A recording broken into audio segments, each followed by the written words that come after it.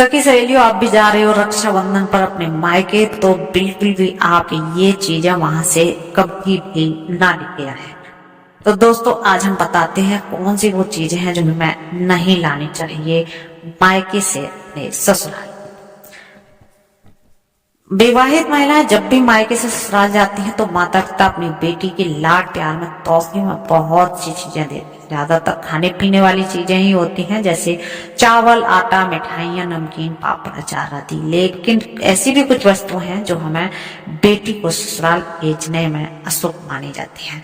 उसमें से एक चीज है दोस्तों अचार। जी हाँ, अचार लगभग सभी महिलाएं अपने मायके से ससुराल लेकर ही जाती हैं, लेकिन ऐसा नहीं करना चाहिए क्योंकि यह अशुभ होता है। आइए जानते हैं इसकी वजह।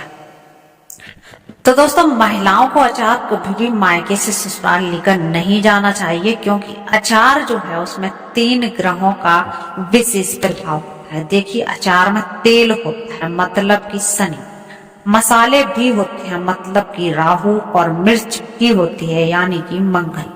ये तीनों ग्रह ही जीवन में तूफान लेकर आते हैं। इसकी वजह से रिश्तों में खटास आती है। यदि आप चाहते हैं कि आपकी बेटी का जीवन सुखी रहे और खुशियों से भरपूर रहे, तो अपनी बेटी के ससुराल अचार बिल्कुल भी ना भेजें। और चीजें आप भेज सकते हैं। और भी 2-3 चीजें हैं जो हमें नहीं देनी चाहिए, उनकी लिस्ट भी आपको बता देते हैं। दोस्तों, सिर्फ अचार ही नहीं बल्कि कई और चीजों का नाम भी इस लिस्ट में आता है। जैसे कि आप गैस चूल्हा नहीं दे सकते। गैस चूल्हा माना जाता है कि लड़कियों का, अगर आप गैस चूल्हा देते हैं तो वो उनके गृहस्थ जीवन को एक अलग ही दिशा में ले जाते हैं, क्योंकि जो चूल्हा होता है वो कहीं ना कहीं हमें अलग करने की वो देता है कि घर में 2 चूल्हे हैं।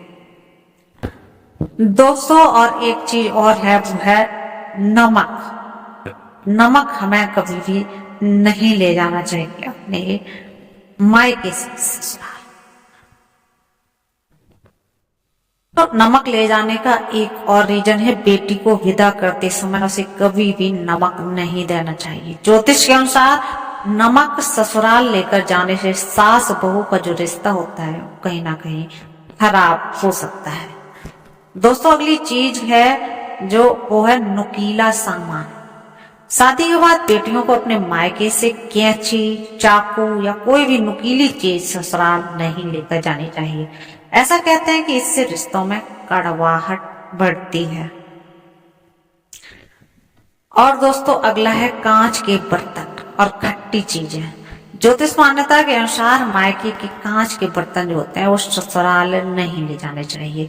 साथ ही नींबू, संतरे जैसी जो खट्टी चीजें होती हैं वो भी ससुराल से लेकर मायके या मायके से ससुराल नहीं ले जानी चाहिए। दोस्तों, ये थी आज की वीडियो। आपको कैसी लगी ये फैक्ट जान के? आप भी अगर रक्षाबंधन पर जाते हैं, बिल्कुल भी ये चीजें ना लेके आए। बाकी चीजें आप आराम से ला सकते हैं। राखी का शुभ मुहूर्त तो पता ही होगा, नहीं है पता तो चलिए बता देते हैं।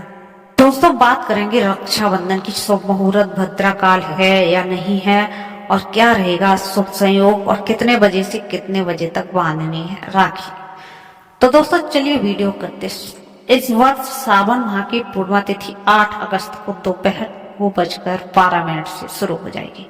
तिथि का समापन दोस्तों 9 अगस्त को दोपहर 1:21 पर है। उदय तिथि के मुताबिक 9 अगस्त 2025 को ही रक्षाबंधन मनाई जाएगी। अब बात करते हैं राखी पर कब खत्म हुई भद्रा। तो दोस्तों, ज्योतिषियों के मुताबिक इस वर्ष सावन की पूर्णिमा पर भद्रा सूर्योदय से पहले समाप्त हो जाएगी। इस बार भद्रा का कोई साया नहीं है।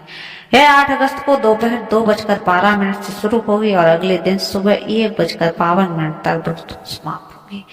इस दिन सूर्योदय सुबह 5:47 पर होगा, इसलिए इस साल राखी के त्योहार पर भद्रा का कोई साया नहीं है।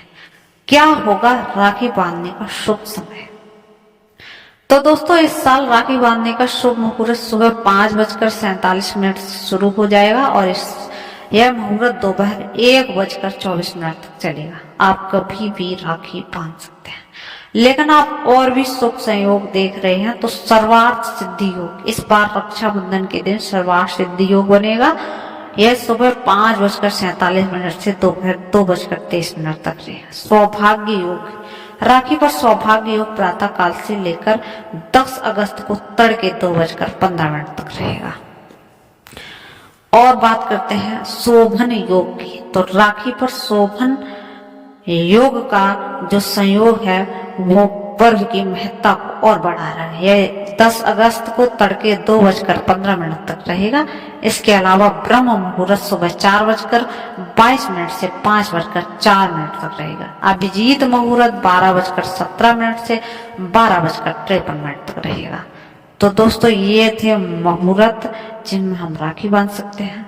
मिलते हैं अगली वीडियो में, तक के लिए चैनल पर नए हो तो चैनल कर लीजिए सब्सक्राइब।